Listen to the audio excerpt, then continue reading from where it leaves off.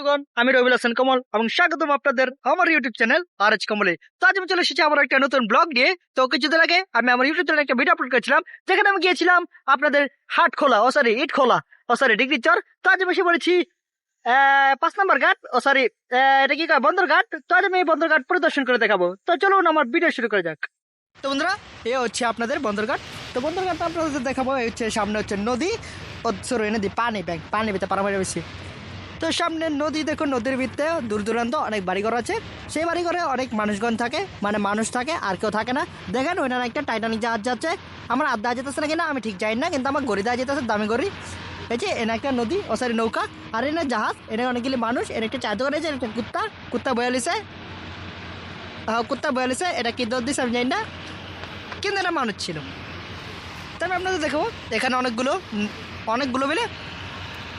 তো দেখুন আমার সামনে বড় বড় বিল্ডিং রয়েছে, আর এখানে লেখা আছে প্রয়াস মাদকাসক্তি পুনর্বাসন ও সহায়তা কেন্দ্র। আচ্ছা, এখানে মাদক গ্রহণ করা হয়, মাদক দূর ব্যাংক কী কয় আমি নিচে যাই না। তো বন্ধুরা আমি চলে যাই, কারণ গাড়ে বেশিক্ষণ থাকলে আবার বিপদ হতে পারে। কারণ আমি গাড়ির পোলাবাইন না, আমি ভালো পোলাবাইন। চলুন আমরা রাস্তা দিয়ে হাঁটি।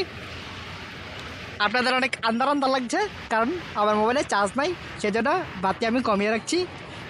তো আমরা এখন হাত থেকে খান ফ্ল্যাশটা জ্বালালোই, আমি এতক্ষণ বলে ফ্ল্যাশ জ্বালাই নিকা। আপনারা কি বন্ধুরা দেখতে পাচ্ছেন না?